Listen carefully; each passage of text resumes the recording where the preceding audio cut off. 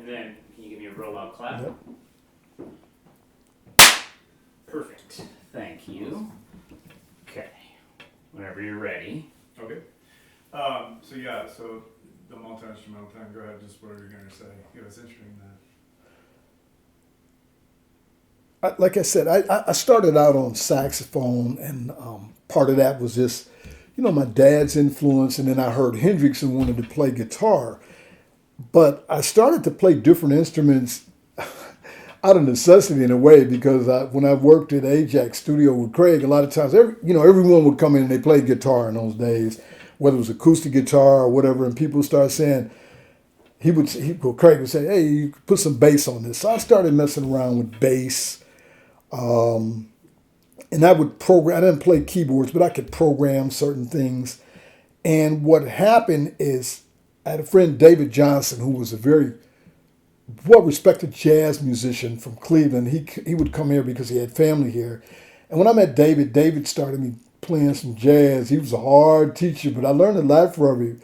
He was funny, but he told me at one point, he says, listen, if you're going to play jazz, you might as well learn how to play upright bass. And he said, you need to get an upright bass and study with somebody in the Philharmonic. So I started studying. I got one. I started studying with Kevin Pikarski. And I just got interested in instruments. People would have things lying around, and I'd pick them up and mess with them. Hanging out with Dave Streeter was kind of a mentor. Helped me early when I started to play jazz, because Dave Streeter, Dave Sapp, Kent Cleese, Steve Smeltzer, all these different people around here. I didn't know what I was doing, but I'd get these guys say, I want to record this stuff, because Craig would let me record in the studio. And these guys, oh, okay. And I didn't know what I was doing, but they played my composition. So they had an influence on me. Dave, in particular, would play saxophone. He played flute.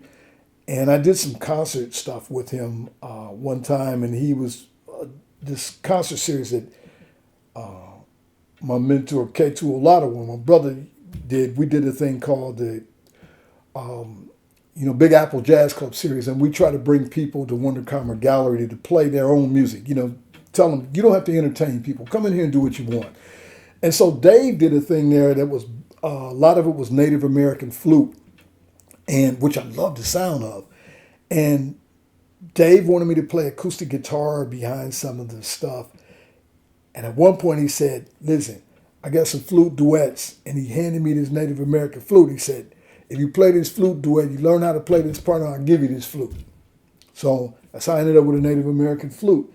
And then he gave me another one later. And I heard him play these Japanese shakuhachi flutes when we would do this thing with our group, the Love Supreme Ensemble. And I was like just fascinated with these flutes that had a significance with meditation and being interested in spiritual things. And maybe I should play these to kind of see if I can get inside and use these vibrations to get inside myself, understand my origins from a spiritual standpoint and how I fit in with the universe, that type of thing. I know it sounds kind of like a cliche, but yeah, the vibe really, they give me this. So Dave turned me on to a flute maker that he knew, a guy who made shakuhachis, who actually made them, the basic parts of the flutes for this one well-known company in the States. And then the other guy would put all the ornamentation in. But I just wanted the flutes, so I ended up with some shakuhachi flutes because of Dave. And then one day Dave came over and he gifted me with this Hopi long flute. And at some point I said, maybe I'll just play some flutes, because there's something about the breath that resonated. And I started studying classical flute with Patricia Reeves, who's just incredible. She plays in the Fort Wayne Philharmonic, but she's the principal in Richmond. And her husband, Derek, is the principal violist here. And Derek, one day I was talking to him, I said, man, you think your wife would take me on as a flute student? He goes, here, call her. And she did. And so I got into that. Then other things, I'd hear people like Hamza Al-Din play oud. So I ended up getting into oud and playing with the oud. Guy Zimmerman got me into mandolin, so I started playing mandolin. Banjo, that's an interesting story. I mean, I knew that banjo, believe it or not, is a cultural thing because banjo is a descendant of an African instrument called an akonting. So I knew that it was culturally something that would be interesting.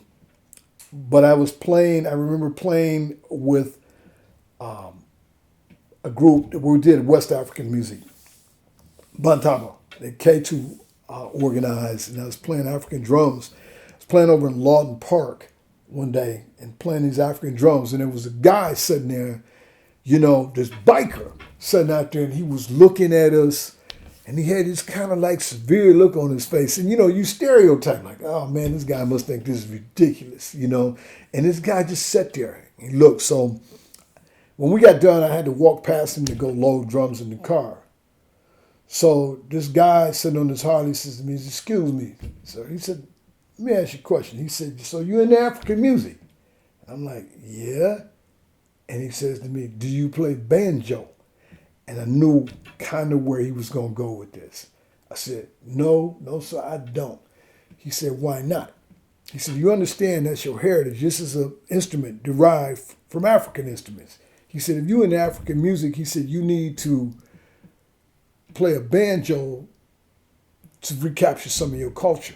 And he said, look, go online and look up black banjo players and do this. He said, now, my origins are European. He said, so I play a lot of picking style. He said, you should learn that, but your roots are claw hammer. You need to learn how to do that. He said, so if you're really interested into African music, recapture your heritage. I said, okay. And it took a couple of years, but I finally picked up a banjo and started to play. I'm not great at it, but I enjoy doing it. I use it sometimes. Interesting enough, in the past Three Rivers Festival, I ended up playing banjo on a flute. On a float, they were talking about early American stuff. So I ended up playing, but simple stuff, Old Susanna with some friends, things like that, which was pretty cool. But the sounds, I like different sounds, which is one of the reasons I like to deal with different instruments. But I'm also interested in how they are the voices of people, different things. Arabic and Indian music have more complicated scales than we do, semitones in them because they reflect the language, which interestingly enough, blues reflects the African influence in language here. And so you get what people call a blue note, and they've defined it on pianos and instruments, but it's a little more, it's more nuanced than that. But the idea is that people recognize that there's more than just this. And I saw that, and it's like, that's why I gravitate, I think, towards other instruments, because I may not be adept at all of them, but sometimes I need a different voice to say something with just a little bit of might be, just a little dip of my ancestors, or it might be the twang of the American South or something like that. And sometimes, different instruments give you that.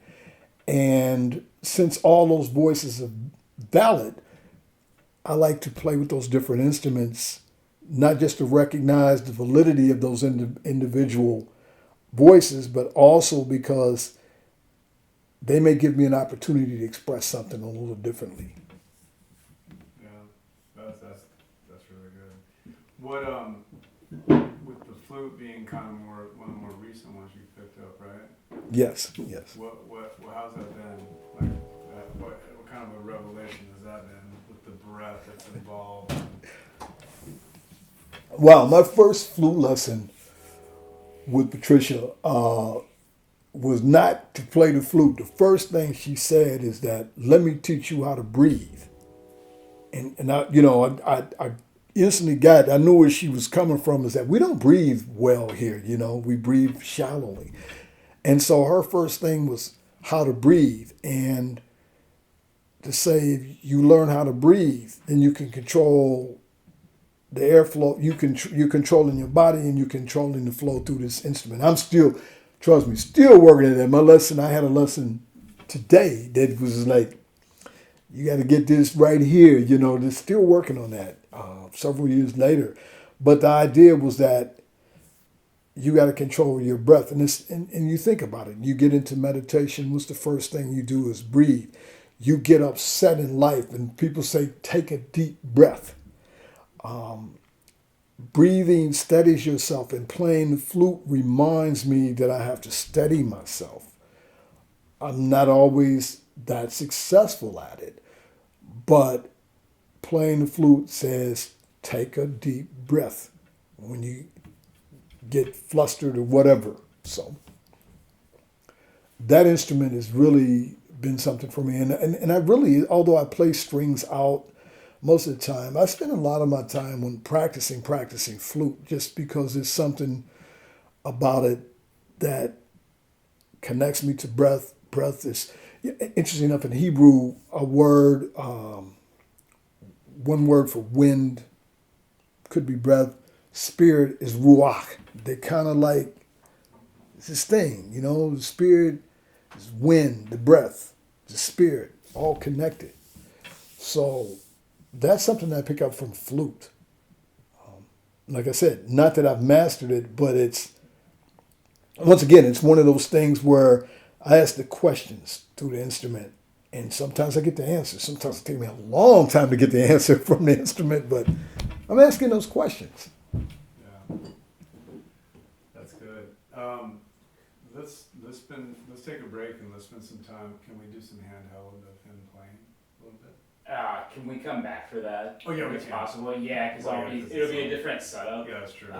But yeah, I would like to get you playing all of your instruments Oh, yeah, and stuff okay. like that. Maybe Or like, at least half of them. Yeah. well, yeah, looking at pictures around the house, stuff like that. Yeah, yeah. Actual We'll take people some shots. We'll take some people shots, Yeah. yeah, for sure.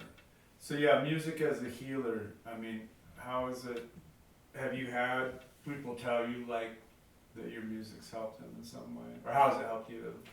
Music is healing, and now more than ever, maybe we need it, right? Yes. Music definitely can have a healing energy. And I think the first time someone overtly said something about that to me is Ketu had another series that they used to do, the Three Rivers Djembe Ensemble. They did this thing. They had it was a cafe that they did at their old site. And he called me in to do something once, and I had been gifted an 8-string guitar, which you usually hear in metal and stuff like that. And I had this looper, and I went up there with a looper pedal and just improvised a bunch of stuff one night. He asked me to come and do something. And I had a cousin who was there who had a severe stroke at one point, and she's like in great shape now. She's a minister, does a lot of stuff. But at the time, she said she was still struggling with stuff. And I remember she was there that night, and she told me, she said, those sounds were really healing to me. And I was like, oh, well, I'm glad, and I wasn't something I was consciously doing. I was just letting stuff flow through me. But she said that helped. It was almost like it helped her rechannel some things. And I was always aware that music vibrations could do that, because I know that there have been things that have that have calmed me down, made me more thoughtful at times.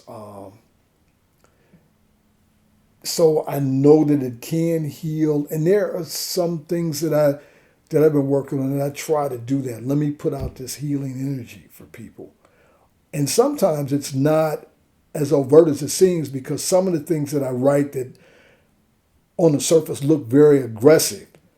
I had a guy tell me not long ago, he listened to something that sounded like it might be metal, and he goes, that's not my kind of thing. He said, but there's something meditative about it. And it might be because when I write those type of things, they start with me just playing. I may have an idea that's not necessarily a musical idea, but an idea of a vibration that I want to create, a feeling that I want to create. And I'll just sit down with a guitar or some instrument and turn on like maybe a click track and just play. And then whatever comes out. And then later maybe go back and flesh it out and build things on the top of it. But the initial idea is just what happens to come through me at that moment. So maybe people feel them as meditative, even what on the surface appears aggressive, because it's just something that's flowing out from me. I'm not angry or anything. I'm just letting go and saying, okay, once again, what's the statement coming through me? What's the question coming through me? And I'm not conscious of it at the time, you know. Yeah, absolutely. So, well, let's wrap it up, but let's, I want to make sure you know, after our last session, you said you did a lot of thinking and stuff. I love everything you were saying. Because like I said to you, it's all this, well, not that long ago, but when I first proposed this to you, I said I wanted to really make it about, you know, the deeper stuff, you know, not just that, obviously. So this has been really good. I've loved a lot of everything you're saying. But you had said you were thinking about things after our session, so take a second to cull your mind a bit, and Okay. if there's something you want to say. Because going forward, I think, obviously, like I said, we'll explore specific songs, and I'll have, you know, I'm doing a lot of listening, so we'll definitely explore specific songs, which will be huge, and then like the K2 thing, and then getting some B-roll, you know, so.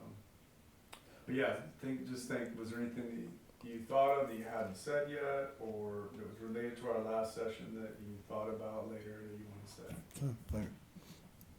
Yeah, I know it's kind of hard. It's like, Yeah, let him go. yeah. Oh, I can, yeah. The other thing is music is language. Music is also mathematics. You can talk about the theory, you can talk about chords, roots, thirds, fifths, and all that type of stuff, and look at it as math that way. But to me, it's also a deeper math, and you can look at the universe as being mathematically constructed. Language is mathematically constructed.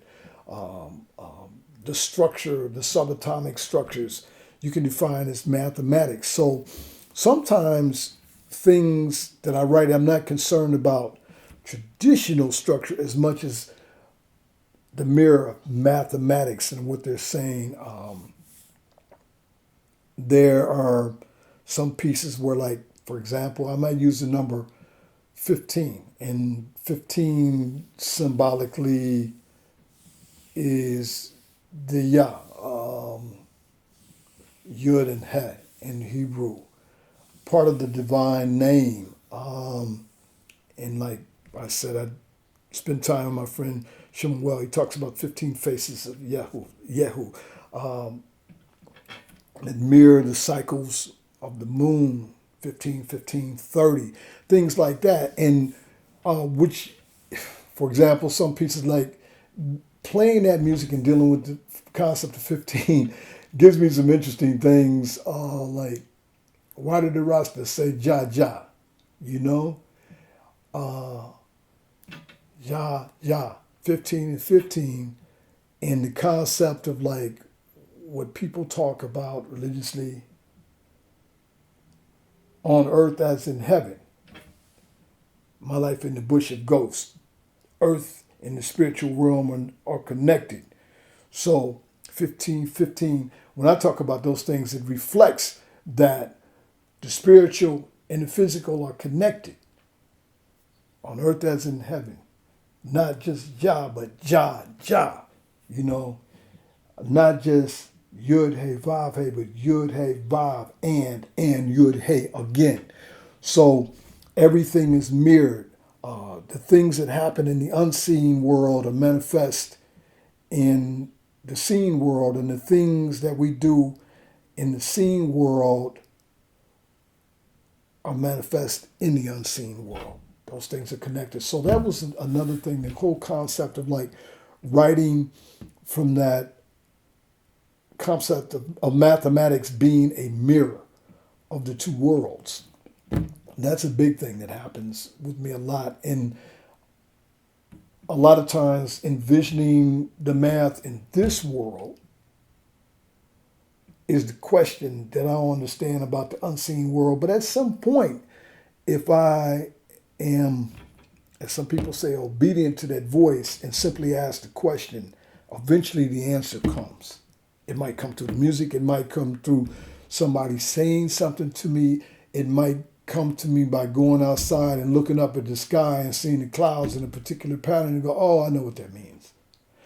And for me, it's also not this thing of just some esoteric thing, because I believe that all spiritual knowledge should be applicable to your life on a daily basis. So if I ask the question, that means that there's something going on I need to know. And once I hear the answer, I try to like take that back and say, how do I apply this? How do I utilize this information that came back to me to have better relationships with people? How do I manifest this in the world? Like, for example, concepts of this unity, like with sound. Every note has every note in it. It becomes a discernible note because of the harmonic series, and the fundamental of A might give you the hearing A, but there's an octave that comes after it that you hear in that, then a fifth in another octave, then a fifth and a third in another octave, and it keeps going on. So, and it divides infinitesimally till every note is in that. But so this idea of music, all the sounds are there. Every sound is contained in the Om. But when the Om comes apart, then we get creation. But there's this unity. So the thing is, like, when I look at these different parts that look like fundamental notes that give me different notes, they still all have this everything in it. So I look at people and say, okay, that person over there has a different fundamental. So there's this individual identity that they may have, but at the end of the day, they're a mirror of me. They're the same thing. They made it the same substance. So how do I look at them? In a politically charged era, everybody wants to be us and them. But I look at folks and say, well, I may not disagree with them, but at the same time, that's a part of me. So I have to ask myself, why would this part of me see the world this way and react this way? And sometimes I might say, well, this person has been hurt, and I understand what hurt is, and I can see it in myself. Therefore, maybe I can communicate with them because I know that they're not upset with me. They're hurt, and they're lashing out because they're hurt. I understand that. With some people, I might be like, yeah, I understand what you're saying. I may not agree with the way you take it out, but I certainly understand why you're reacting, because I react to things. My reaction might be different. So that unity of sound mirrors that unity of our existence. And you create music by taking the unity and being able to take it apart, give certain things, where different notes have a different fundamental, and you can create something with it. But at the end of the day, you understand that all those vibrations are there, but they manifest themselves differently by how you construct them. So I look at something like that and say, okay, how can I utilize this information to construct my relationships with people in this world, this physical world, in a better way? And the music sometimes will tell me that. Did this one shut up? For a while, yeah. We had the three others. Doesn't matter. Oh, yeah. That was awesome. Just really quick though, and then we can stop.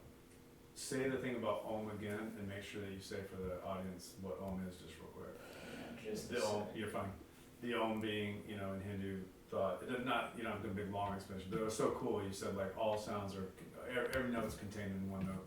All sounds contained in the Om, which in Hindu thought is the, the meditative sound that we make that mirrors the creation of the world essentially. Yeah. So yeah, just, I mean, not like, you don't have to give a crash course on the Om per se, but just make sure you mention it real quick. Because for a younger audience, they'd be like, what did you just say? You know what I mean? So all sounds being contained. Yeah, just kind of picking up, again, it can be just brief, just like 30 seconds where you just make sure you just, when you mention the Om, just say like, which in Hindu, thought is a meditative, sound that we make, whatever. It's interesting because in almost every major tradition, what we call religious, I'll call spiritual, whatever, the world was spoken into existence like in Hindu tradition. And I'm not, I'm no expert, but the concept of Om that people use when they meditate is that that's a sound that has to do with the creation of the world. And every sound is in that because all of creation is right here in this shell. So the Om, it's all in that Om and it comes out when the Om opens up. And then we get these different pieces of existence. Like I was saying with notes, it's like it's all here, like in this Om, but the individual notes are discernible when they are placed in different places, and you get the fundamental for the A is stronger here, the fundamental for the G is stronger at this particular place. But each one of those vibrations contains everything that was in that Om because all of creation came from that one source.